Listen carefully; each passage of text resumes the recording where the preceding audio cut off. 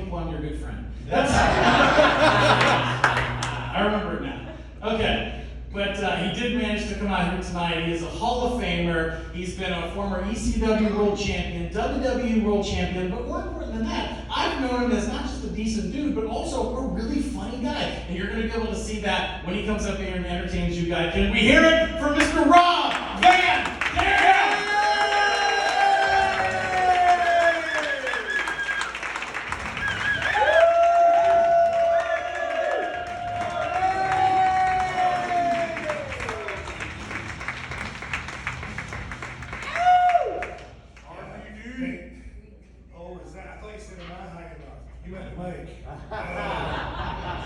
Hey, thanks for clapping for me.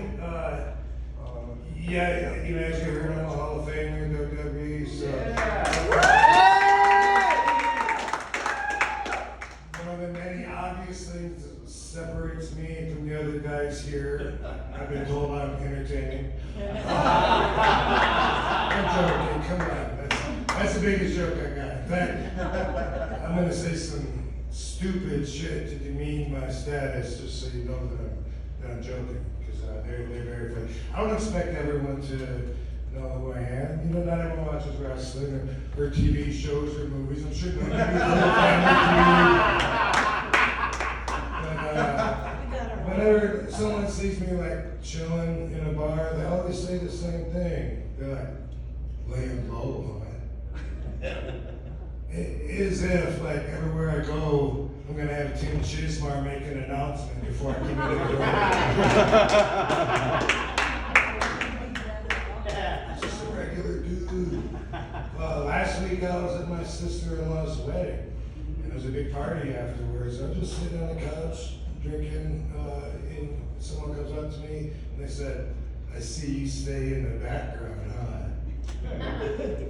And, like, can you imagine if Tim Chismar would have busted in there and said, WWE Hall of Famer and former, dude, Katie's sister would have been pissed. She, like, really wanted that day to be, like, all about her.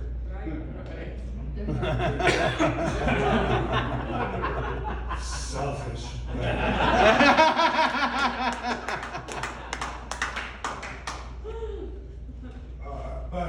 Actually, I am known in different circles, including the circle jerk of characters you're watching tonight. Ansel and I, actually, he's my workout buddy.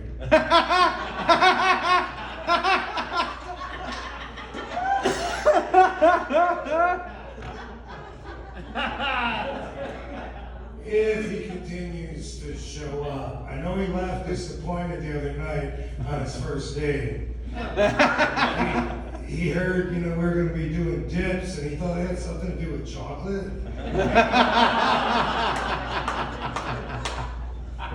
He said bars. He said chocolate bars. And I said, no, barbells. I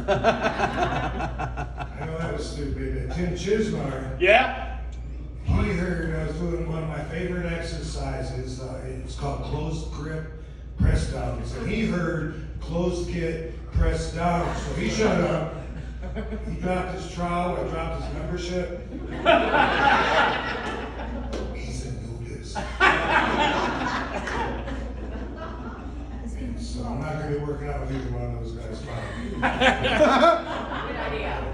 A lot of my fans are kids, because I'm a wrestler, so they're young and impressionable. They look up at you with those big eyes, and they're from everywhere, like every nation. In fact, out of all the fans I've met, I have to say that my favorite has been beautiful women.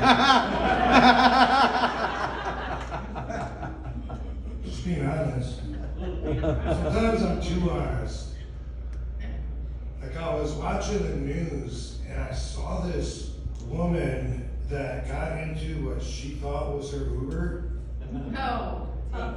And the guy that was driving it took her out somewhere and he raped her and he killed her and he dumped her body.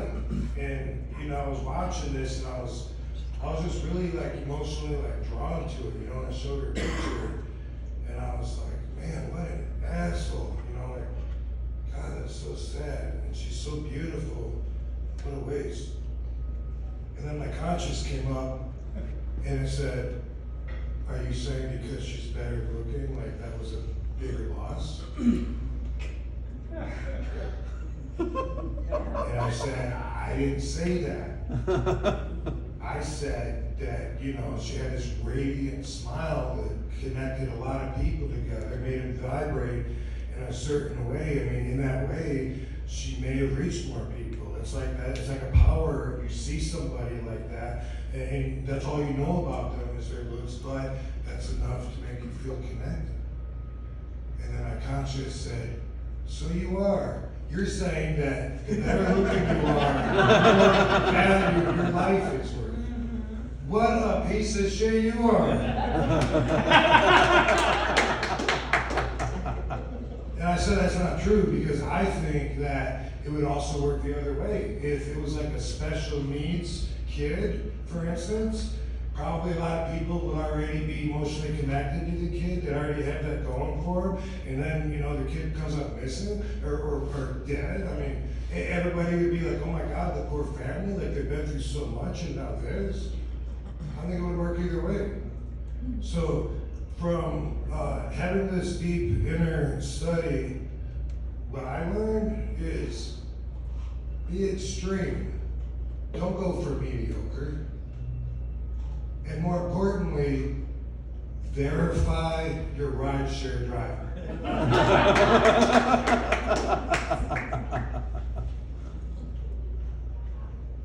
It's important.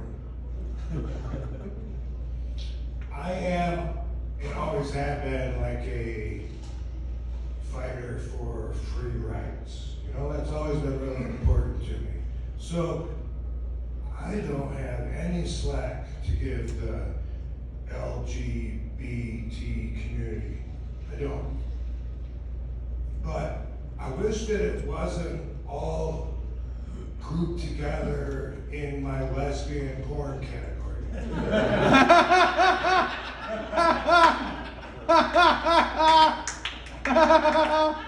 It didn't used to be like that. I'm just looking to watch a couple chicks, maybe 3. But man, just from the thumbnails, like I've been exposed to some like horrible stuff. It's like really, it's damaged me. Like I saw stuff I've never seen before.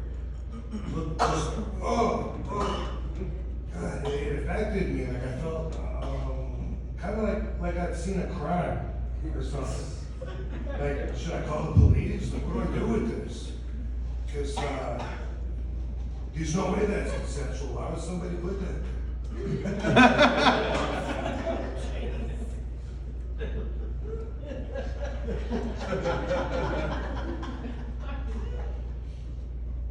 I'm not political, really, because, you know, people feel so strongly in opposite ways. That's intense and stressful. I sent out a post just to have, I thought it would make people think on Twitter like a couple weeks ago. And I said, let me get this right. I said, how can the same people that say guns don't hurt people, stay with me, Click, click. say that drugs are bad? And I honestly just thought it was thought-provoking. I really could only imagine the only way that that could be received and translated was, that is a good point, because guns and drugs are both inanimate objects that do no harm on their own, yet when in the hands of a person and used irresponsibly or abusively, they can do a lot of damage.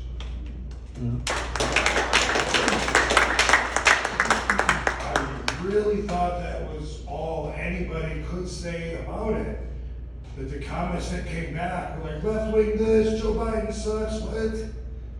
Dude, I'm not trying to fit into a category. Everyone was like so ready to join a fight and pick a side. I'm just trying to be myself. I was asked recently, are you and your wife poly?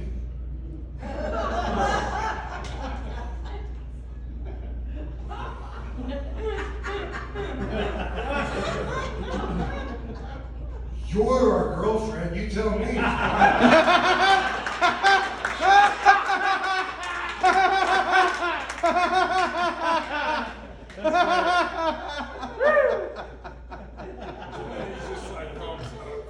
are so quick to fit into a groove. You know, I'm a long-time cannabis advocate.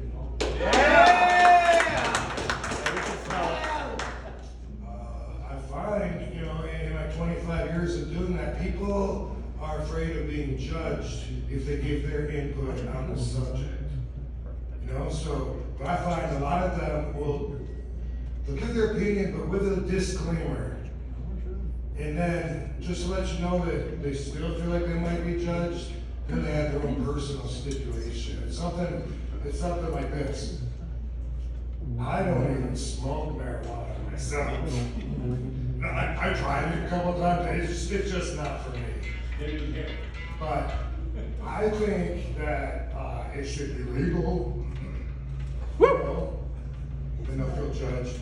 But if somebody wants to take a couple of puffs at night before they go to bed, have their own little stipulation. You know? It's just a stupid law that's passing on its way out. There's only like 12 states that don't have legal medicinal programs.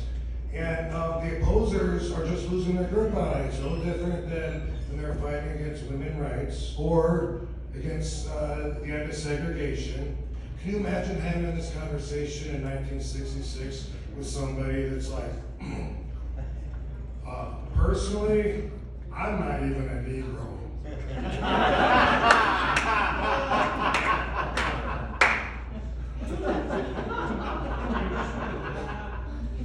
But I suppose we should probably let them into our businesses. As long as they use the back door.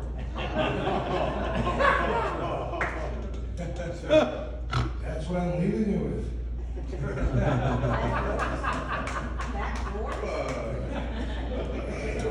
Guys, my name is Rob Van Dam.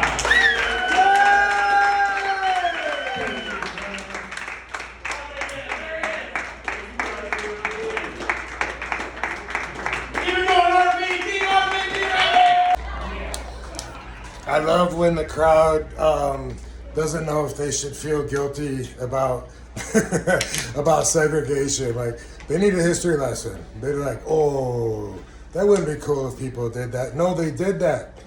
That already happened.